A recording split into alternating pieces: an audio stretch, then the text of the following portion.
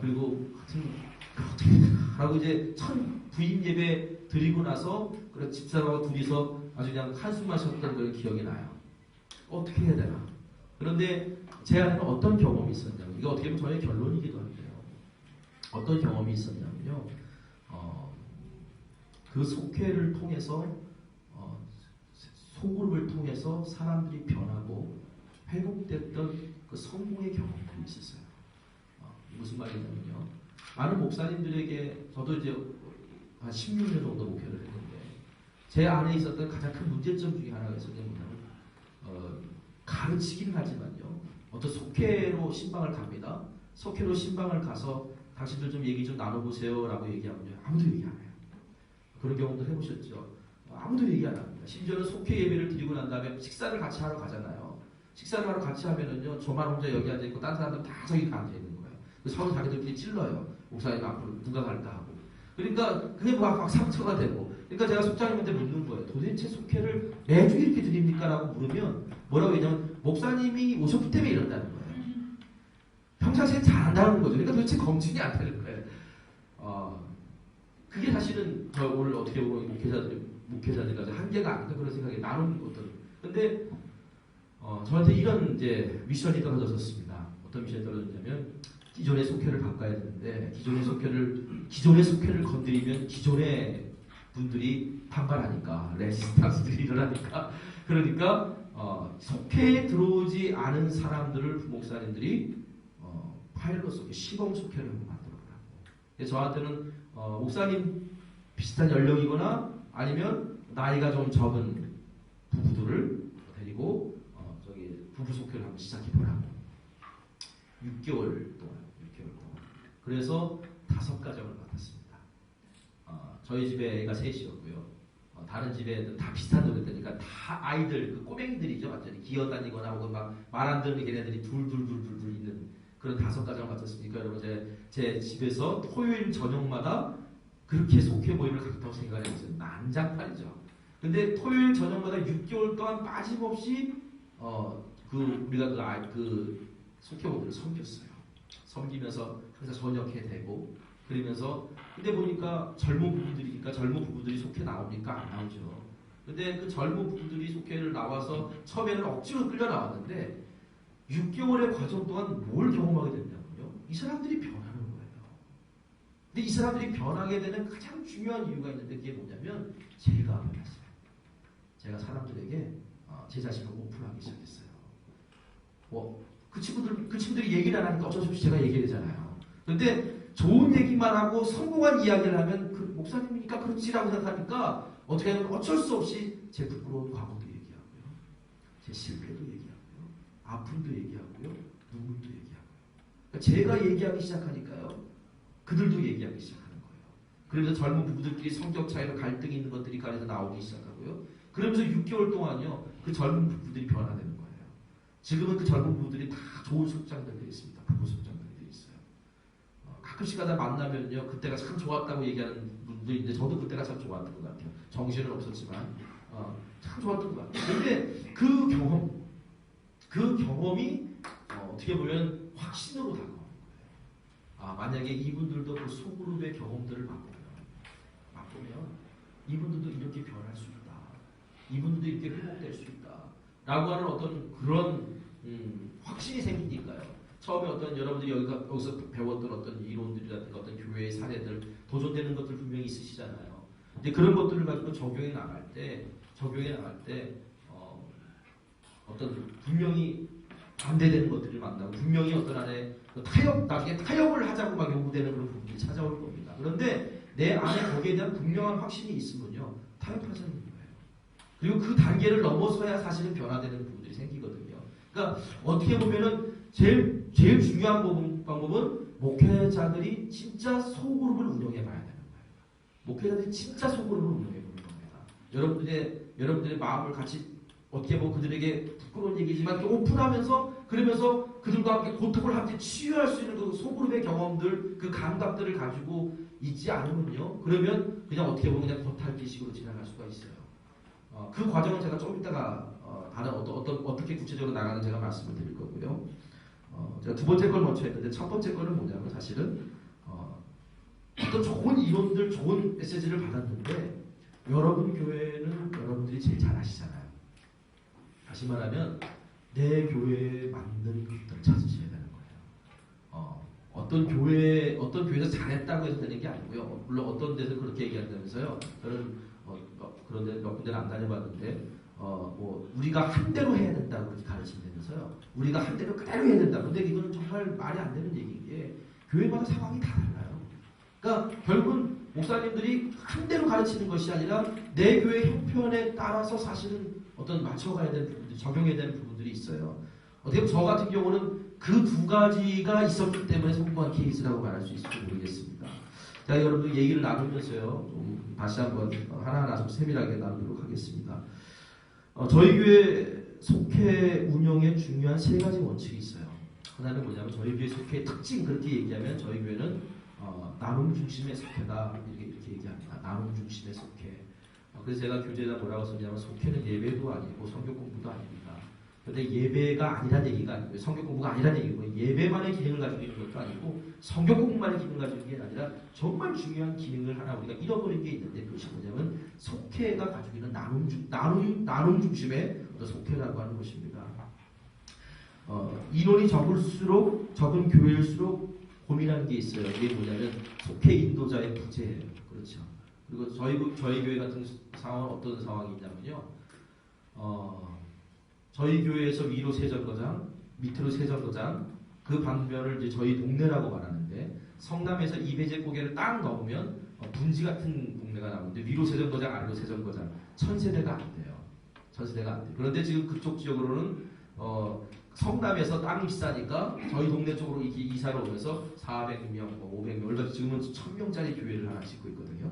그들이 이제 넘어오는 거예요. 그러면 아무리 빌라를 줘도요, 장로교인들은 장로교 찾아가잖아요. 그러니까 다 이제 그렇게 가는 그런 상황입니다. 그러니까 어떻게 보면은 저게 저희 교회 제가 떠는 것처럼 이렇게 교회가 막 성장할 수 없는 상황에 사실은 있어요.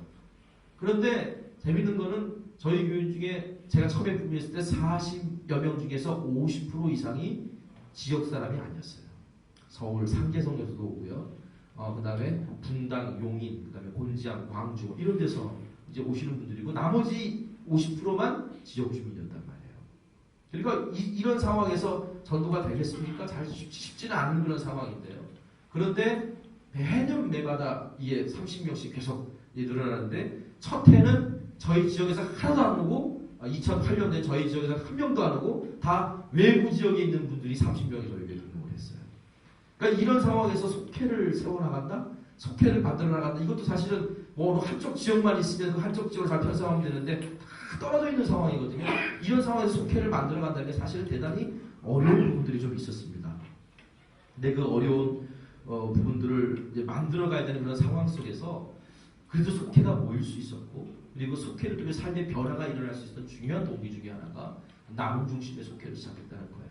근데 제가 사실은 이제 저는 이거 모임에 올 때도요 뭐 강의를 하러 온 게 아니라 사실 저도 들으러 왔고 저도 도전받으러 왔고 다시 점검하려고 왔는데 은주가 목사님 강의하실 때 제가 아주 충격을 받고 또 쾌재를 부르고 그리고 가슴이 시원함을 경험했던 그런 내용이 있었어요. 이게 뭐냐면 49쪽이에요. 한번 찾아보실래요? 교재 49쪽에 49쪽 거기 보면 4의 1의 A가 있습니다. 그리고 속회원 하나하나는 속회 지도자의 대상이 아니다. 하나님의 임재와 만나고 응답하는 신앙의 주체다.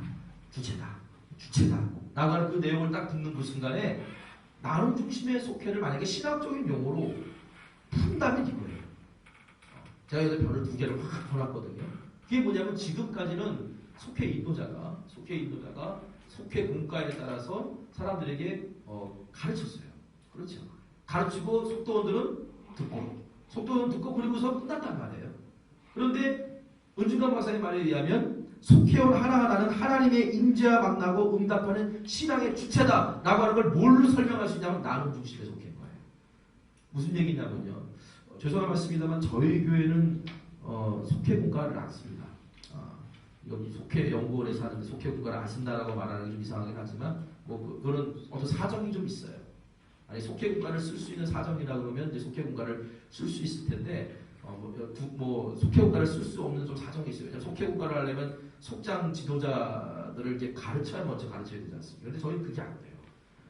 저희는 속장들을 언제 모으게 하냐면 금요 심야 후에 모입니다. 금요 심야 후에 모여야. 그러니까 그때밖에는 올 수 있는 경우가 없는 거예요. 시간들이. 주중에 같은 거, 수요 예배 있고 성경 공부 있고 그러다 보니까 주일날은 또 계속 하고. 그러니까 금요 심야 이후에 모여야 모일 수 있는데 끝나고 나면 1시예요. 새벽 1시. 새벽 2시간 정도 이렇게 모이니까. 그러니까 그거를 매주 한다는 건 불가능한 거거든요. 그리고 또 하나는요. 속회 이 공과로 하려면요. 나눔 중심의 속회를 하려면 전 교인들에게 속회 공과를 다 나눠줘야 돼요. 그렇죠. 왜냐하면 나눔 중심의 속회가 이겁니다. 생각해보세요. 나눠야 된다는데 내가 한 번도 듣지 못했던 얘기를 속회 시간에 그것도 무슨 탁월하게 가르치는 것도 아니고 그냥 듣는 걸 들었어요. 그리고 나눠보세요라면 어떻게 나눌까요? 그 내용을 가지고 나눌까요? 그 내용을 묵상한 걸 가지고 나눌까요? 아니면 내 지식에 있는 것들로 그냥 가능할까요? 내 경험에 있는 것들로 가능할까요? 내 경험에 있는 것들로 붙들고서 고민해본 흔적이 없는 이야기들을 나누게 되니까 이건 아닌 것 같다. 그리고 속회 지도자들이 잘 훈련되고 잘 가르칠 수 있는 사람이면 모르겠는데 그게 아니니까 그걸 가르치지 못하고 그냥 남겨뒀다면 그냥 읽고 끝나는 것으로 돼버린다면 그건 아무런 의미가 없다. 그래서 사실 선택했던 게 주일 설교를 선택한 거예요. 주일 설교를 그래도 제가 40분 동안 30분 동안 40분 동안 설교를 통해서 교인들에게 충분히 이렇게 또 말씀을 아직 풀어드리지 않습니까? 그리고 이미 그걸 가지고 한다고 하니까 또 열심히 듣고 그리고 일주일 동안 그 말씀을 듣고 붙들고 그리고 그것에 실패되고 성공했던 이야기를 그나마 가지고서 만나니까 그게 나눔이 되더라고요. 저희 교회는 크게 두 가지 흐름으로 갑니다. 하나는 뭐냐면요. 주일 설교로 가요. 주일 설교는 속회 모임에서 나눠져요. 새벽은요. 큐티 설교를 해요. 새벽은 큐티 설교를 하는데 월요일부터 이제 쭉 큐티 설교를 하다가 토요일날 오후 예배 때는 뭐냐면 제가 일주일 동안 했던 것들 중에서 하나님 저한테 주셨던 그 큐티를 토요일날 오후 예배 때 다시 나눠요. 그리고 그 토요일날 오후 때 다시 나누는 그게 주보에 들어가요. 저희 교회 주보는 12페이지입니다. 제가 주보 만드는 데만 3시간씩 걸려요. 그런데 그 다시 만들어 놓은 그 가정 예배문을 그걸 가정 예배문으로 만들어서 이미 주일날 오후 예배 때 또 들었지 않습니까? 그러면 그걸 가정 예배로 가지고 가요. 그러면 이미 들었던 얘기이기 때문에 어떻게 하냐면 그 아버지가 아니면 엄마가 그걸 갖다 그냥 읽기만 하면 되는 거예요. 그리고 아이들도 어린이부터 어른까지 똑같은 본문으로 매일 큐티합니다. 저희 교회는 우리 어린 아이들도 은주경 박사님이 그랬잖아요. 결국은 아이들도 사실 이런 교육을 해야 된다고. 자기들이 신앙의 주체가 돼서 얘기하고 하나님 만나는 어떤 반응들이 나와야 된다고. 저희는 교회학교에서 교회학교 모임도 우리 속회라고 불러요. 똑같은 어른 목장과 어른 공동체와 똑같은 개념으로 불러요. 그리고 뭡니까? 교사도 교사라고 안 불러, 속장. 저희는 이제 그런 시스템을 가는 거예요. 그래서 그걸 가지고 전체적으로 교회적인 분위기 하나를 어차피 뭐 인원도 많지 않으니까 그런 것 같아요. 큰 교회는요, 이 배를 돌리려면 너무 오래 걸려요. 그런데 자그마한 교회는요, 조금만 열정하고 조금만 동기부여가 되면 이렇게 금방 바꿀 수 있어요. 그래서 저희 교회는 이제 그런 시스템으로 그렇게 운영이 되고 있는데 나눔 중심의 속회다. 나눔 중심의 교육이 조금 됐다. 다시 한번 말씀드릴 거고요. 두 번째는 선교지향적인 속회입니다. 제가 처음에 모양교회 부임했을 때 속회 인원 딱 보니까 18명 모이더라고요. 18명, 17명. 근데 어떻게 모이나 봤어요. 그랬더니 모든 속회가 다 주일날 모여요. 모든 속회가 다 주일날 모이는데 저희가 11시 예배를 드리고 2시 예배를 드리는데 밥 먹고 나면 1시부터 1시간 정도 딱 남거든요. 근데 한 달에 한 번 만약에 남성교회, 여성교회 모임이 생겼다. 그럼 남성교회, 여성교회 모임 끝나면요 속회를 못 모이는 거예요. 그리고 끝나면 다 차 타고 집에 가야 되니까. 그러니까 어떻게 하냐면 속장님들이 몰래 불러요. 그리고서는 속회 한번 걷어. 그리고 보고서 써가지고 끝내더라고요. 제가 6개월을 그걸 보고 참았어요. 왜냐면 아직 준비가 안 됐기 때문에 6개월을 그걸 보고 참고 그냥 냅뒀습니다. 냅뒀는데 그렇게 모였던 속회였어요. 그러니까 왜 모여야 되는지 그 속회에 대한 분명한 정체성이 없었던 거죠. 속회는 계속 여러분 들으시잖아요. 작은 교회, 교회 안에 또 하나의 교회예요. 그 교회의 역할을 하려면 교회 안에 그 교회의 비전이 있어야 되는 거 아니겠어요?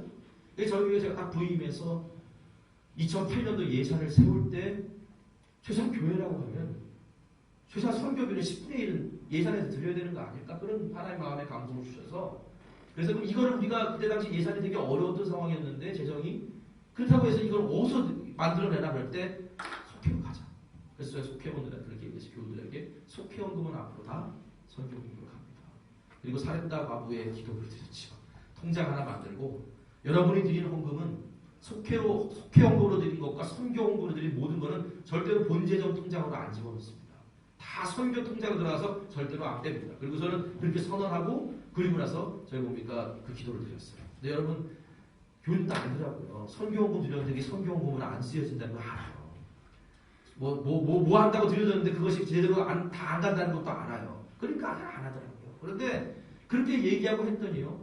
저희가 그 2008년도에 10%를 갖다가 세웠어요. 10%를 세웠는데 속회원금이 얼마가 붙였냐면 1,300만 원이 붙였어요.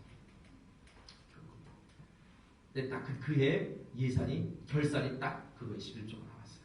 그해. 평상시 세웠던 것보다 많이 나왔는데. 근데 그게 뭔가 하나님이 이게 뭔가 보여주신 사인이구나. 속회원금이 막 느는 거예요. 근데 물론 사람이 늘었으니까 헌금은 늘었겠죠. 그런데 그래도 후회했죠. 선교 통장만 붙들고 기도하는 게 아니라 재정 통장도 붙들고 기도하니까 재정 통장은 맨날 못 올라가지고 찔찔거렸는데 선교 헌금들 막 나오니까. 근데 그것도 그냥 이루어진 게 아니고요. 그 해에 12개월 동안 선교사님들이 8분이 다녀왔어요. 제가 어떻게 잘 알지도 못하는 분들이 또 어떻게 연결이 돼서요. 8분이 다녀가시고요. 그러면서 그 8분들 중에서 몇 분들을 우리가 하나님 주신 마음대로 이렇게 후원하기 시작을 했고요. 그 후원하기 시작하면서 그들이 직접 보고 또 제가 매주 주보마다 그 기도 제목들을 그 선교지에서 오는 기도 제목이 있으면 우선적으로 업데이트를 시켜주거든요. 그 속회 모임 안에서 그 선교지를 중보하기 시작하고요. 그리고 저 선교사님들은 꼭 그래요. 토요일날 주일날 오후 예배 때 와서 설교만 하고 가시지 마십시오. 웬만하면 주일날 일부 예배 때부터 드려주십시오. 그리고 교인들과 함께 식사해 주십시오. 가능하시다면 토요일날 저녁에 오십시오. 저랑 함께 저희 집에서 주무십시오. 그리고 같이 좀 얘기 좀 나눕시다. 그리고 가능하면 저희 교우들하고 식사도 좀 같이 해주십시오. 왜 이렇게 얘기를 하냐면요. 그래야지 진짜 기도를 해주셔요. 왜냐하면 나랑 같이 밥 먹은 선교사님이에요. 우리가 함께 축복했던 분이에요. 함께 뭔가 예배를 같이 드렸던 분이에요. 내 옆자리에서 같이 예배를 드렸어요. 이러니까 진짜 축복을 하기 시작을 하고 진짜 기도를 하기 시작합니다. 그런 의미로 그렇게 속회를 전환하기 시작했을 때 속회 안에서 뭐 헌금만 늘어나는 게 아니고요. 사실은 그 정체성이 생기기 시작합니다. 이 속회는 다른 게 아니라 속회는 교회다라고 하는 그 정체성이 분명히 생기기 시작하면서 그러면서 전도 공동체로서도 발전할 수 있는 그런 어떤 하나의 모습으로 나아가게 된다는 겁니다. 세 번째는요. 부부 중심의 속회였어요. 저희 교회 사례입니다. 저희 교회 사례예요. 저희 교회는 12개 장년 속회가 있고 2개 청년 속회가 있는데 12개 장년 속회의 50%가 부부 속회입니다. 근데 이 부부 속회를 만들 때 걱정을 좀 했어요. 왜 걱정을 했냐면요. 보통 부부가 나오는 사람들일수록 헌신도가 높아요. 그러면 이분들은 다 따로따로 때려면 속장할 수 있는 사람들이에요. 그런데 이분들을 묶어놓는 건 어떻게 보면 더 손해일 수 있을까라는 생각이 들어요. 그런데 중요한 건 교회 안에서 남자들의 리더십이 세워지려면요. 부부 속회가 필요하더라고요. 물론 남자 속회도 잘 되지만 남자 속회 사실은 부부 속회를 경험해본 남자분들이 사실은 더 잘 인도하죠. 그러니까 부부가 만약에 속장이 됐다라고 했을 때 보통 여자가 신앙의 깊이가 깊어도요. 그 리더십은 누가에게 가냐면 남자한테 가는 거예요. 그러면 그 남자분이 사실은 영적인 리더십을 찾기 시작을 하는 거예요. 저희 교회 같은 경우는 그래서 그 이후로요. 젊은 30대에서 50대 초반 그쯤 되는 분들의 남자 리더십들이 참여도가 되게 높아요. 50%입니다. 저희는 남자와 여자 비율이. 그리고 심야기도에도 한 50명이 40명에서 한 50명 모이는데 심야기도 40명 50명 모일 때 70세 60세 이상 되시는 할머니 할아버지들은 안 오셔요. 왜냐하면 심야기도에 적응을 못해서요. 너무 힘드니까 2시간 동안 내려가니까. 그런데 그 중에 50%는 누구냐면 그 30대에서 50대 초반의 남자분들입니다. 쉬운 일이 아니에요. 근데 이분이 다 어디에 속회, 부부 속회에 들어가 있는 분들이에요. 부부 속회에 들어가 있는 분들. 그러니까 부부 속회는 저희 교회 현실에서는 남자들의 리더십을 세우는데 아주 중요한, 특히 젊은 남자들의 리더십을 세우는데 아주 중요한 역할을 하고 있었어요. 제가 처음 부임했을 때 교회 리더십은 다 누구에게 가야겠었냐면 65세 이상 되시는 분들이 다 가지고 계셨어요. 남자 장로님, 권사님, 여자 권사님들 그분들이 다 가지고 있었는데 이제 그 남자, 젊은 남자들은 아무것도 안 하고 뒷치만 지고 예배만 들고 가는 거예요. 그런데 그걸 통해서 젊은 남자 속회가 생기기 시작하고 젊은 남자 속회가 계속 젊은 남자 속회를 만들어내기 시작하는, 젊은 부부 속회를 만들어내기 시작하는 거예요. 그래서 저희가 50%가 부부 속회가 저희 교회의 특징입니다. 근데 이것이 어떤 교회는 되고 어떤 교회는 안 될 수 있어요. 그러니까 저희 교회는 제가 적용해 나갔을 때 이건 부부 속회로 가야 된다라고 하는 어떤 그 적용점을 찾았고, 그래서 그 우선순위를 뒀기 때문에 가능했던 거였습니다. 그런데 여러분, 이런 속회가 그 나름대로 정착할 수 있었던 그런 속회만 가지고는 안 된다는 걸 우리가 알아야 될 것 같아요. 속회 하나만 바꾼다고 해서 되는 게 아니라는 거예요. 그래서 저희가 그 속회를 변화시키기 위해서, 건강한 속회를 만들기 위해서 3가지 정도, 4가지 정도의 그 노력들을 한 게 있습니다. 첫 번째가 뭐냐면요. 첫 번째는 속회가 살려면 예배가 살아야 돼요. 속회가 살려면 예배가 살아야 돼요. 근데 문제는요. 제가 상성교회에서 있을 때도 예배 담당 목사 6년 했어요. 그러니까 예배에 대해서 공부도 많이 하고 예배에 대해서 많이 이렇게 좀 여러 가지 모델도 찾고, 그런데 내린 결론 중에 하나가 뭐냐면요. 어떤 예배든지 하나님의 임재를 경험할 수 있다는 거예요. 어떤 예배든지, 전통적인 예배를 드리든지 아니면 현대적인 예배를 드리든지 어떤 예배든지, 문제는 그 예배를 방해하는 가장 큰 사람 요소가 누구냐? 예배를 가장 방해하는 큰 요소는 목회자 자신입니다. 목회자 자신이 예배의 가장 큰 방해자입니다. 그러니까 하나님 중심적인 예배로 바꿔놔야 되는데, 하나님 중심적인 예배가 돼야 되는데 목회자 중심의 예배가 갑니다. 광고 시간이 너무 이렇게 막 개인적인 어떤 시간을 막 어떨 때도 흐를 때도 있고요. 그러면 사람들은 예배 시간에 전혀 집중하지 않습니다. 때로는 뭐 외부에서 누가 왔어요. 외부에서 누가 와서 예배 시간에 좀 광고 좀 하게 해달라고. 저희 교회는 절대로 그런 거 안 해요. 이미 이 원칙을 세웠기 때문에 매달 뭐 기도 옆에 무슨 복수 다 왔는데 제가 정말 무한할 정도로 다 끊었어요. 이거 원칙이니까. 이거는 예배를 드리는 것이 당신들이 광고하는 시간 아니다. 그럼 시간 주겠다. 예배 다 끝나고 축도 끝나고 그리고서 광고가 그렇게 해서는 합니다. 그런데 절대로 예배 시간에 어떤 누가 들어와서 인사시키고 그런 거 없어요. 그러니까 예배가 사람들 마음속에 이 예배는 내가 사람이 끌어가는 예배가 아니라 어떤 목사님이 무슨 그래서 저희 무언사회로 막 가거든요. 되도록이면 제가 말을 안 해요. 설교 시간 빼놓고. 이게 뭐냐면 제가 어떤 말을 하면서 예배 흐름을 다 끌어놓을 때가 있더라고요. 나중에 그걸 깨닫고 나서 예배 하나님 주시적인 예배를 좀 회복해야 돼요. 형식은 뭐냐? 형식은 또 교회 형태에 맞는 뭔가를 시작을 해야 되겠죠. 저는 저희 교회에서 가운 안 입습니다. 가운을 안 입어요. 가운을 안 입는 데 이유가 있는데 예배에 대한 나름대로 개념이 다 다르니까, 그러니까 제가 거기에 대한 설명은 안 하고요. 그런데 첫 주일날은 가운을 입고 성찬 예배를 드려요. 첫 주일날. 성찬 예배도 그냥 현재 우리가 있는 예전을 가지고 드리는 게 아니고요.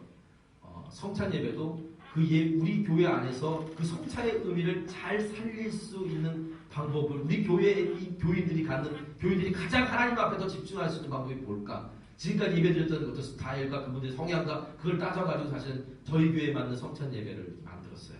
그래서 제가 이제 그걸 만들어서 드리는데 성찬 예배 드리니까 저도 감동이 오더라고요. 성찬이라는 게 이런 거구나라고 사람들에게 분명히 깨달을 수 있는 어떤 그런 방식들을 이제 우리 교회 안에 형태에 맞게끔 이제 개발한 거예요. 그러니까 어떻게 보면 제가 가지고 하나의 사명 중에 어떤 미션 중에 하나가 저희 교회 같은 사이즈의 교회 혹은 개척 교회에서 어떻게 하면 예배를 더 감동스럽게 드릴 수 있을까? 라고 하는 것들을 사실은 좀 연구하고 또 실험하고 하는 그런 것도 사실은 이제 하고 있는 것들이 있거든요. 그러니까 그런 분들은 예배에 대해서 어떻게 보면 많은 투자를 하고 많은 에너지를 집중하고 어떻게 하면 예배를 하면 잘 드릴 수 있을까? 그 예배에 대한 것이 속해로 그냥 바로 가더라는 거예요. 두 번째는 뭐였냐면요. 비전이 분명한 교회가 성장하듯이 속회에 대한 분명한 비전이 있어야 돼요. 왜 모이는지를 알아야 돼요. 그래서 설교 시간마다 계속해서 왜 모여야 되는 사실을 강조해야 되는 거고요. 그냥 강조하는 것이 아니라 왜 모여야 되는 비전을 설명해 줘야 되는 거예요. 저희 교회는 이런 세상을 향한 축복의 통로라고 하는 것이 표인데 2012년 표 달라고 2011년 표가 다르지 않고요. 아마 제가 있는 동안은 계속 세상을 향한 축복의 통로인 것 같아요. 그리고 나서 비전 선언이 2개가 있는데 하나는 뭐냐면 목양교회는 하나님이 기뻐하시는 예배를 드리고 하나님 찾으시는 제자를 세우며 주님의 세상을 섬기는 주님의 손가발 되어 잃어버린 영혼을 향해 나아가는 세상을 향한 축복의 통로입니다. 이것이 저희 교회 비전선언인데 공동체 속회를 향한 비전선언이 있어요. 이게 뭐냐면 공동체의 이름으로 하는 비전선언인 거예요.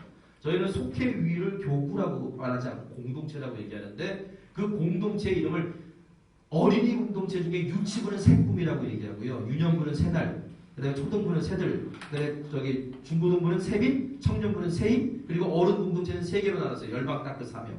이걸 가지고 그 공동체의 이름으로 비전을 선언했어요. 뭐냐면 목양교회는 새꿈을 품고 새날을 열어 새들을 얻는 새빛 새임의 공동체로서 열방을 향해 땅끝까지 사명을 감당하는 세상을 향한 축복의 통로입니다.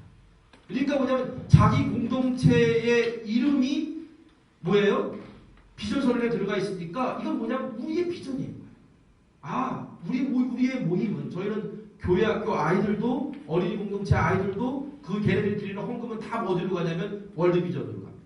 월드비전에 그 아이들에게 맞는 또래의 아이들 사진을 걔네들은 주고요. 너희들이 드리는 헌금이 지금 얘와 함께 있으니까 얘를 위해 기도하라고 그때도 가르쳐요. 그리고 걔네들 큐티 훈련시키고요. 그러니까 그런 것들을 이렇게 묶어나가니까 자기들이 모이는 모임이 그냥 모여서 교제하는 모임으로 끝나는 것이 아니고 나만 위로받고 끝나는 것이 아니라 교회다라고 하는 분명한 비전을 심어준다는 거죠.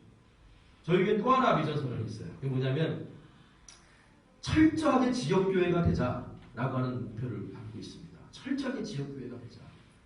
그런데 저희 교회 아이러니하게 저희 교인 중에 40% 현재 40%는 지역 주민이 아니에요. 그럼 제가 그분들한테 뭐라고 얘기했냐면 당신들은 이 지역을 섬기도록 하나님이 저희 교회에 보내주신 분들입니다. 그래서 저희 표 중에 또 하나가 뭐냐면 전 지역 이 목편동인데 목편동의 전 세대를 섬기는 교회예요. 전 세대가 뭐냐면 어린이부터 어르신까지. 그래서 그걸 갖다 그 사역을 나무 아래 이야기 마당이라고 만들었어요. 지금 현재 하고 있는 게 어린이 도서관 하고 있고요.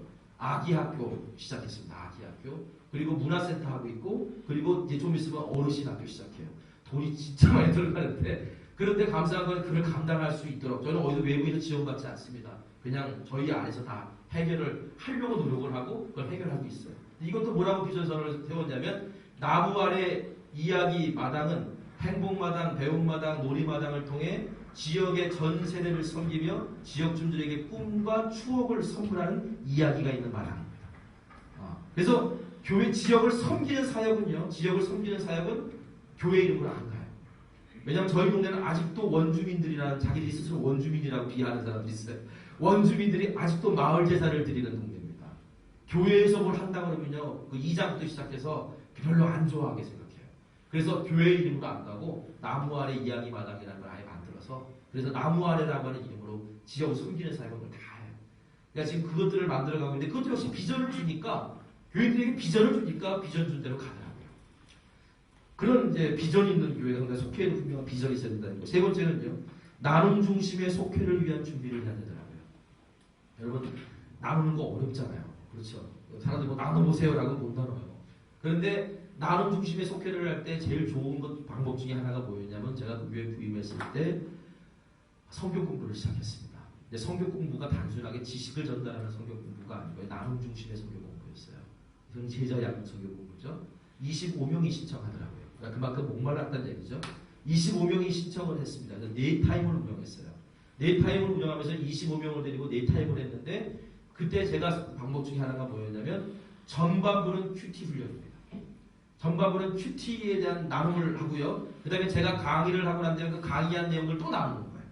그러니까 제가 제 자신부터 나누기 시작하고 제 자신부터 큐티한 걸 나누면서 13주 동안 그 나눔의 훈련을 했거든요. 근데 처음에 속회를 바꿔야겠다라고 했을 때 2007년도 들어가서 10월달에 성경 공부를 시작하고 그리고 2008년도 1월달쯤 성경 공부가 끝났는데 끝나면서 그 성경 공부 그룹을 가지고 그대로 속회로 갔어요. 왜냐하면 제가 이랬거든요. 평일 낮에 모일 수 있는 사람 모이세요. 평일 저녁에 모일 수 있는 사람 모이세요. 주일날 저녁에 모일 수 있는 사람 모이세요. 신청하시니까. 왜냐하면 기회를 많이 줘야 시간이 없어서 신청을 못한다는 그 핑계를 없애는 거 아닙니까? 그러니까 기회를 많이 줬어요. 제가 힘들어도 어쩔 수 없었어요. 기회를 많이 줬어요. 그랬더니 자연스럽게 뭐냐면 평일날 낮에 모일 수 있는 사람, 평일날 저녁에 모일 수 있는 팀, 그렇죠? 주일날 오후나 저녁에 모일 수 있는 팀을 딱 나눠지는데 이 사람들은 성경 공부를 12주, 13주 동안 올 수 있으면 속회도 올 수 있는 사람입니다. 네, 그래가지고 그 사람들을 그냥 자연스럽게 그 사람들을 묶어가지고 새로운 속회를 시작하는 속회 편성을 해줬습니다. 근데 보세요. 13주 동안 성경 공부하면서 교회에서 뭘 시켰습니까? 나눔 훈련시켰잖아요. 나눔 훈련시키는 그 사람들을 그래서 13주 동안 익숙해져 있는 그 사람들을 데리고 바로 속회 편성에 들어가 버렸으니까 낯서는 게 하나도 없는 거예요. 그리고 이미 나눔에 훈련이 됐으니까 너무나도 이미 오픈된 마음이 그냥 자연스럽게 나누기 시작하더라고요. 그래서 처음에 그 속회가 그렇게 정착할 수 있다는 건 사실 되게 기적이었습니다. 그런데 사실은 제가 이걸 계획하고 한 게 아니라는 거예요. 계획한 게 아니고요. 이걸 어떻게 해야 되나 라고 했을 때 이 문제를 어떻게 적용해야 되나 삶에서 우리 교회 현장에서 어떻게 적용해야 되나 라고 계속 붙들고 신음하는 가운데 그때마다 지혜를 주시는 거예요. 제가 이번에 올 때도 그랬어요. 이번에 올 때 일주일 동안 큐티가 뭐였냐면 저희가 이제 매일 성경을 가지고 하는데 솔로몬이 마지막에 하나님 앞에 마음을 떠났던 그 내용이었습니다. 그 큐티를 가지고 묵상을 하는데 저한테 어떤 적이 들렸냐면 어떤 고백을 기도를 드리게 되냐면 묵상한 결과로 주님 제가 제로점에 서겠습니다. 솔로몬의 실패를 묵상해 보니까 이거더라고요. 성공한 경험을 통해 얻어진 지혜가 솔로몬의 실패였더라고요. 성공한 경험을 얻은 지혜가 쌓여서 결국 어떻게 되냐면 말년에는요 하나님을 경외하는 마음을 잃어버리고요 자기 지혜로만 살려고 그랬던 거였어요. 그래서 제가 어떻게 그 큐티에 고백을 했냐면 성공한 지혜는 주님 지워주시고 이거 목회계획 세미나인데 실패한 경험을 통해 얻어진 지혜는 남겨주셔서 다시 하나님을 경외하면서 저희 교회도 어차피 속회가 다시 되어져 가야 되는 부분들이 있거든요. 현재 저희 교회가 120명 정도 모입니다. 120명 정도 모이면서 속회 인원이 생각보다 늘지 않아요. 왜냐하면 120명 중에 어떤 사람들이 있냐면 속회에 쉽게 들어오지 못하는 사람들이 있어요. 120명 중에서. 그런데 문제는 항상 작은 교회들이 문제냐면 그 사람들을 다 받을 수 있는 속회가 준비되어 있지 않은 거예요. 시간이 안 맞아서 못 들어가는 사람들이 너무 많은 거예요. 또 어떤 연령이 안 맞아서 못 들어가는 사람들이 많고요. 상황이 안 맞아서 못 들어가는 사람들이 너무 많다 보니까 속으로 못 들어오는 사람들 이걸 어떻게 해야 되나. 근데 저는 이 목회계획 세미나 때 이 숙제를 가지고 온 거예요. 근데 제가 그 일주일 동안 묵상하면서 여기 오면서 준비하면서 하는 기도했던 게 성공한 지혜는 하나님 이제 지우겠습니다. 실패한 지혜는 남겨주십시오. 그리고 다시 제가 제로점에서 하나님 주신 것들 붙들겠습니다. 그래가지고 이번에 목회계획 세미나 들으면서 제가 끊임없이 제 핸드폰에다가 계속 이제 저장합니다. 뭐냐면 인사이트가 왔을 때 이렇게 해서 내가 어떻게 적용해야 될지를 저희 교회 현실하고 계속 적용하면서 듣는 거. 어떤 건 제가 동의가 되는 거 있고 어떤 건 동의가 안 되는 게 있어요. 하지만 동의가 되든 동의가 안 되든 듣는 거죠. 그리고 우리 교회 현실하고 계속 비교하면서 그러면서 그때 우리가 어떻게 나가야 될까 제가 또 하나 이제 생각을 합니다. 아마 내년도에 만약에 저한테 또 이런 기회가 주신다면 또 다른 이야기를 한번 할 수 있을지 모르겠어요. 중요한 거는 지금 그런 과정들을 제가 밟고 있다는 건데 나눔 속회를 준비하는 필요성에서 그렇게 지금 저희가 1:1 제자 양육 과정 그 과정을 마친 사람이 현재 80명입니다. 그럼 그 80명이 어떤 사람들일까요? 결국 속회 인원이에요. 속회 물론 80명까지는 아직 다 못 모입니다. 그런데 속회 인원이 많이 모이면 80명, 적게 모이면 어떤 날은 정말 형편없을 때는 50명대로 떨어질 때도 있지만 평균적으로 70명대에서 왔다 갔다 해요. 그런데 현재 1:1 제자 양육 과정 마친 사람이 80명이에요. 지난 학기에 제가 5타임을 뛰었어요. 이렇게 목표가 안 되겠다는 생각이 들 정도로 힘들었는데 문제는 그 사람들을 그렇게 안 붙잡아 그러면 그 사람이 소그룹이 들어올 수 있는 기회나 영적으로 성숙할 수 있는 기회가 없더라고요. 그래서 나눔 중심의 속회를요, 이 성경 공부를 통해서 사실 훈련시켰습니다. 그냥 두란노 1:1 제자 양육이에요. 두란노 1:1 제자 양육 저는 그렇게 생각해요. 두란노 1:1 제자 양육 때 했고 다른 것도 해봤는데 교재가 중요한 게 아니더라고요.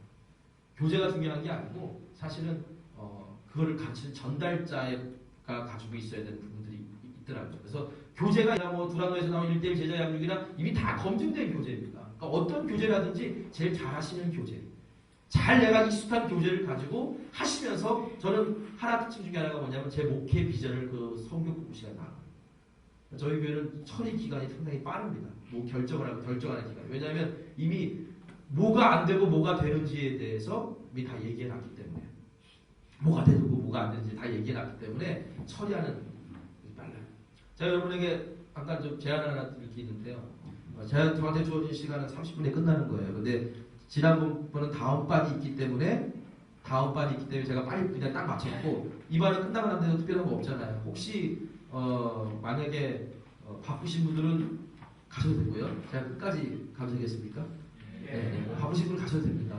그러니까 왜냐면 이거 하다가 중간에 끊을 수 없잖아요. 그렇죠? 나눔 중심의 속해 그거를 준비하고 또 하나는 뭐냐면 이제 그러면서 필요한 게 뭐냐면 교회 조직을 단순화시킨다는 거예요. 제가 처음에 저는 부목사 생활 6년 했고요. 그리고 예전에도 저는 지금 아직도 통계 소개 한 번 안 맡아봤습니다. 지방에서. 그러니까 지방에는 잘 몰라요. 지방에는 잘 모르는데 근데 문제는요. 교회에서 다닌다고 왔더니 왜 이렇게 괴롭히는지 모르겠어요. 뭐 나와라 모여다 근데 성경 공부 시간 빼야 되고 못 빼야 되고 지금 우리가 그럴 때가 아닌데 그런데 문제는 속회를 모이다 보면 남성교회 모임을 모여야 되고 여성교회 모임을 모여야 되고 어떤 걸 보내야 되고 막 이러다 보니까 이 조직을 다 따라가려고 보니까 정말 해야 될 걸 못하더라고요. 이거 조직 이거 다 따라가면 안 되겠구나. 간단하게 가자. 저희는 그래서 딱 속회랑 사역팀만 존재합니다. 속회랑 사역팀. 사역팀 뭐 주방팀, 그다음에 뭐 찬양팀, 주차팀, 차량팀, 그다음에 교사들, 이런 사역팀만 존재하고 속회하고 사역팀만 존재해요. 그럼 나머지 건 어떻게 하느냐? 선교회는 어떻게 하느냐? 선교회는 속회가 해요. 공동체별로 나눠져 있는데 그 공동체별에서 어떤 공동체는 무슨 선교회고 어떤 공동체 무슨 선교회. 거기서 여자들 쭉 뽑으면 그 어떤 선교회. 왜냐하면 연령대로 속회를 편성하기 때문에 그게 가능할 수도 있어요. 그러니까 그렇게 해서 여성교회, 남성교회가 하는 일들을 속회가 합니다. 또 교회 사역의 대부분의 일들은 속회가 다 해요. 그러니까 속회 중심으로 전환시키려면 속회가 모든 것에 앞에 가 있어야 돼요. 기획위원회도 속회 때문에 주일날 안 모여요. 주일날 모이는 속회가 기획위원들이 인도자들이 있기 때문에 이분들이 들어와 버리면 속회가 그날 못 모이니까 기획위원회 주일날 안 모이고 웬만하면 다 끝나고 난 다음에 모이려고. 방 배정을 하는데도 다른 것보다 중요한 건 뭐냐면 속회에 모여 있다면 그게 우선순위예요. 만약에 속회를 살리려고 한다면 속회에 집중을 다 해줘야 되는 거예요. 그러니까 속회 중심적인 게 그냥 말로만 속회 중심하겠다 그러는 것이 아니라 모든 걸 다 해주는 거예요. 그리고 저희 교회 리더십은 속장이다라고 하는 걸 분명히 가르쳐요. 교회 안에서 뭔가 리더십을 가지고 그다음에 뭔가 직분을 얻으려고 하면 속장하는 사람은 못해요. 속장하는 사람은 못해요. 그거를 해줘야. 왜냐하면 저는 그렇게 생각해요. 누군가를 양육해봐야 목사의 마음도 알고 누군가를 양육해봐야 교회가 어디로 나가는지 알거든요. 그런데 우리 수원교회 장희구 목사님 그 교회 제가 잘 알거든요. 제가 강동지원에서 목회했기 때문에 장로님들 대단하신 분들이었습니다. 그 교회 장로님들이. 그런데 다 바뀌셨더라고요. 기획위원을 여는데 어떤 장로님이 그러시더라는 거야. 나 지금 1대1 제자 양육해야 되니까 못 들어간다고 기획위원회.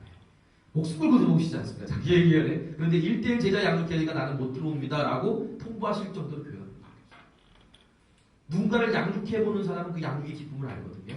사람이 변화되는 걸 보면 그 변화됨의 기쁨을 알거든요. 그러니까 그러니까 어떻게 보면 그렇게 하려면 사실은 속해 모든 걸 다 집중하지 않으면 그리고 속해 우선순위를 세워주고 속장의 권위를 세워주지 않으면 그러면 안 되더라고요. 저는 의도적으로 그래요. 병원 신방 할 때 제가 속장들 물론 그랬어요. 병원 신방 아주 급한 일 아니면 제가 먼저 안 갑니다. 속장님들이 다녀오시고 난 다음에 어떤 상태인지를 알려주십시오. 그러면 제가 갑니다. 제가 시간이 없어서 그런 게 아니고요. 그렇게 자꾸 그 리더십을 주는 거죠.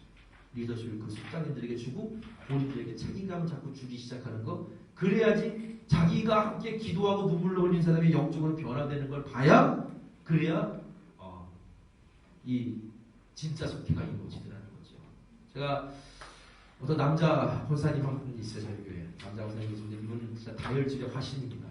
정말 다혈질의 화신이에요. 그래서 정말 그냥 금방 욱했다가 또 이제 또 미안해가지고 어쩔 줄 모르고 막 그러신 분인데 그분의 말이 잊혀지질 않아요.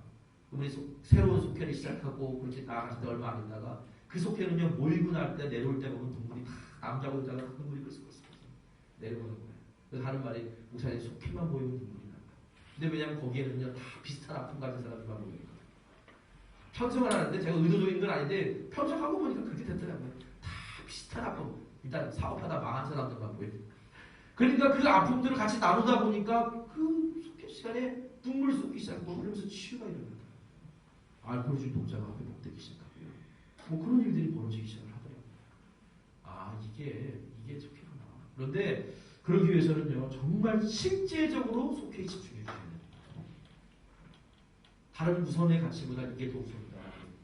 저희 교회는 그래서 어떨 때는 좀 죄송한 얘기지만 지방에서 좀 혼날 때도 있어요. 너 왜 안 보내냐 막 그렇게 하는데 보내고 싶죠. 보내서 같이 연합하고 이렇게 하고 싶죠. 그런데 문제는 뭐냐면 그렇게 보낼 수 있는 상황이 안 돼요. 교회 형편상 사람을 동원할 수 있는 그런 이론이 안 나와요. 근데 그걸 혹시로 동원해가지고 속해 모이면 안다고 하다 보면 한 번 쉬고 두 번 쉬면 어떻게 됩니까? 그 다음부터 못 보이거든요. 그러니까 어느 정도 교회가 이렇게 힘을 갖추기 전까지는 뭐 따라가는 것도 좋지만 일단은 할 수 있는 것만 딱 집중해 주는 게 그게 어떻게 보면 제가 어떤 이 교회 속회를 살려내서 통해서 속회를 통해서 뭔가 교회를 이렇게 아름답게 세워나갈 수 있었던 하나의 계기가 되지 않았을까 그런 생각을 해보게 됩니다. 세 번째는요 속회 모임을 어떻게 하느냐라고 하는 겁니다. 저는 속회 모임을 이렇게 얘기합니다. 가정에서 모이는 걸 원칙으로 하십시오. 가정에서 모이는 걸 원칙으로 하십시오. 되도록이면 가정에서 모이시라고요. 그런데 가정에서 모이지 못하는 속회는 안 모이면 안 되잖아요. 그러니까 교회에서 모이도록 허용해 줍니다. 그런데 교회에서 모이는 속회도 웬만하면 가정에서 모이라고 얘기해요. 가정에서 모여서 나누는 속회와 교회에서 나누는 속회는요 이 시간도 달라지고요. 그리고 나누는 질도 틀려지더라고요. 두 번째는요 속회 모임 날짜와 시간은 반드시 정확하게 지키라고 얘기해요. 뭐라고 얘기냐면 예배 시간 안 바꾸지 않습니까? 어떤 사람 늦는다고 기도하는 장로님이 늦게 오신다고 예배 시간을 뒤로 늦추진 않지 않습니까? 마찬가지로 속회 모임의 우선순위를 정하게 해주려면요 그 사람 어떤 사람 때문에 속회 모임의 시간을 바꾸는 그런 일들이 되도록이면 없어야 돼요. 그 사람이 속회 모임에 참여할 수 있도록 우선순위를 바꾸는 작업을 해줘야 돼요. 그런데 만약에 그 사람의 스케줄에 맞춰주면 그 사람은 절대로 속회 모임의 우선순위를 안 바꿔요. 그러니까 속장이 특히 자기 스케줄을 바꿔가지고 만약에 속회 모임 바꾼다 이건 절대로 농담이 안 되는 거고요. 특별한 일 아니고서는 그리고 아니면 그런 일이 있으면 미리미리 광고를 하지 며칠 전에 하루 전에 이틀 전에 당일날 그렇게 하는 건 절대로 안 된다. 끊으셔도 돼요. 바쁘시다. 그렇게 제가 말씀드리고요. 세 번째는요 나눔인데요. 나눔을 할 때 교제의 내용을 벗어나지 않는 거예요. 교제의 내용. 왜냐하면 나눔을 하다 보면 제가 느끼는 건데 정말 아까 우리 산석교회 장로님이 얘기하신 거 들으셨죠? 속장의 역할은 사회자의 역할과 비슷한 거다. 어떻게 나누는지에 대해서 잘 끊어주게 해주게 되는데 어떤 분은 이 말만 하면요 이미 그 옛날에 했던 걸 계속 반복하시는 분이 계세요. 10년 전, 20년 전의 일을. 근데 처음에는 그게 은혜로운데 계속 듣다 보면 나중에 막 짜증나고 지겹고 막 그러는 거예요. 그것만 얘기하면 우리 속회원들이 인상이 찌푸러지는 거예요. 나눔 중심의 속회 중에 가장 냉철주의는 아닙니다. 그래서 어떻게 했냐면 교제를 벗어나지 말아요. 교제를 벗어나지 마시고요. 52주니까 지금 안 나눠도 언젠가 걸릴 때가 와요. 그러니까 나중에 얘기하더라도 이 교제 안에서만 나누십시오라고 이렇게 얘기합니다. 그래서 여러분 교제 보시면 저희 교회 속회 순서가 있는데 특별한 건 없습니다. 어떤 분이 질문하시더라고요. 산성교회 속해 보이는 방법은 조금 다르다고. 다를 수밖에 없죠. 왜냐하면 저희 교회 상황에 맞춘 거고요. 그리고 제가 나오고 난 다음에 산성교회 속해는 더 업그레이드 됐어요. 더 잘 나왔어요. 그러니까 저는 그걸 경험하지 못했기 때문에 모르지만 그래도 저는 항상 저보다 먼저 간 교회이기 때문에 제가 늘 체크합니다. 체크하지만 잘 되고 있는 걸 굳이 바꿀 필요 없잖아요. 잘 되고 있고 지금 여기에 익숙하고 그리고 여기에서 잘 모이고 있는데 그냥 그대로 저희는 이 방식대로 그냥 고수하고 있고요. 네 번째는 속회 편성입니다. 아마 제일 걱정하시는 분들, 제일 애로사항이 있는 분들 한번 있을 거예요. 저희도 그래요. 속회 편성을 이거 도대체 어떻게 되나 우리 교회 상황에서 라고 했을 때 방법은 하나밖에 없더라고요. 우선순위더라고요. 우선순위. 첫 번째 우선순위 뭐냐면 속회 지도자의 수만큼 편성합니다. 준비되지 않은 속장에게 맡기느니 차라리 준비된 속장에게 20명 맡기는 게 낫더라고요. 그래서 그 속장님 불러다 놓고 2번 하실 수 있습니까? 라는 거죠. 2번 속장 모임을 가실 수 있습니다. 힘들더라도 그 안에서 좀 좋은 속장을 키워내십시오. 물론 조금 아닌 경우도 있습니다. 그래서 사실은 적용에 예민함이 좀 필요하다는 건데 어떤 권사님 부부가 있는데 그 권사님 부부가요. 쉽게 말하면 영적으로 좀 다운됐어요. 다운되고 교회 사역을 다 내려놓고 이거 가만히 놔뒀다가 교회 떠나게 생겼어요. 그래서 어떤 사역을 하고 싶으십니까? 여쭤봤더니 속장하고 싶대요. 근데 제가 우리 속장할 준비가 안 됐어요. 근데 어떡합니까? 근데 그때 마음속에 속도원들이 이분을 세울 수 있겠다는 생각이 들더라고요. 그래서 이분들에게 속도를 붙여줬거든요. 이 속도들이 얼마나 이 속도들도 또 잘 모이는 사람은 한 가정밖에 없어 나머지는 다 처음 해보는 사람들인데 너무 기가 막힌 모임이 된 거예요. 그래서 속장이 깔아앉아 있는 걸 속도들이 세워가지고 속회 모임이 너무 잘 되는 거예요. 만약에 속장이 일방적으로 가르치는 속회였다면 끝났죠. 그런데 이거는 나누는 거거든요. 나누다 보니까 속장이 오히려 위로받고 힘을 얻어가지고 그래서 지금 그 속회가 제일 잘 돼요. 아, 이 반대되는 경우도 있구나. 그러니까 이건 어떻게 보면 그때그때 상황에 따라서 사실은 목회자가 신중하게 생각하고 내려야 될 결단이 아닌가 그런 생각이 듭니다. 하지만 우선순위는 분명히 속회의 지도자수만큼 편성한다. 두 번째는 저희 교회 형편에서 부부 속회를 중심으로 해요. 현재까지는 부부 속회로 계속 밀고 나갈 거예요. 그러다 보니까 부부가 교회 나오지 않은 남편이 결국 부부 속회에 나오더라고요. 부부 속회 나오면서 결국 어떻게 될까요? 교회로 나오죠. 연령별로 부부들을 묶어놨기 때문에 그게 그 가능한 부분들이 있었습니다. 세 번째는 연령별로 나누고요. 그리고 제일 마지막에 하는 것이 지역이에요. 저희는 지역을 우선순위로 줄 수가 없어요. 인원도 많지도 않고 그리고 지역은 다 끊어져 있기 때문에 제가 어떤 마음이 들었냐면 주일날 교회에 30분, 1시간, 1시간 반 걸려서 오시는 분이라면 속회 모임도 그렇게 올 수 있다. 왜냐하면 속회는 교회니까. 나는 그냥 설교를 그렇게 하고 그리고 확신을 갖고 그냥 그렇게 했더니 속회 모임 우리 속회 모임은 보통 평균 2시간씩 나름 주시의 속회는 2시간 넘어가는 건 예사인데 2시간을 넘어가지 않게 돼요. 안 그러면 질려가지고 답이 안 와요. 처음에 오는 사람 그래서 웬만하면 2시간 안에 끊도록 그렇게 해서 속회를 편성을 합니다. 어떻게 보면 적은 교회가 건강한 소그룹을 세우는 것은 벅찬 과제일 수 있어요. 그런데 여러분 믿으실 거는요. 작기 때문에 더 쉬울 수도 있어요. 작기 때문에 목사님들의 어떤 안에 그런 소그룹의 어떤 열정과 또 어떤 그런 주시는 지혜를 가지고 만들어 가다 보면 작기 때문에 더 쉬울 수도 있습니다. 여러분 4번에 나와 있는 속회를 위해 계속되는 고민들은 지금 제가 고민하고 있는 것들이에요. 저는 이 속회 컨퍼런스, 이 목회계획 세미나를 통해서 저는 이 답을 얻으려고 사실 왔어요. 제가 지금 고민하고 있는 것들 백지장으로 만들어놓고 이 부분들을 어떻게 처리할까. 아마 여러분들이 이런 속회를 시작하다 보면 반드시 부딪히는 문제들이거든요. 미리 고민해 보시고요. 그리고 이 모임을 통해서 이 목회계획 세미나를 통해서 미리 그것들을 이 질문들을 한번 답도 한번 찾아보시는 그렇게 하시라고 제가 제 고민들을 여러분들에게 나눠드렸습니다.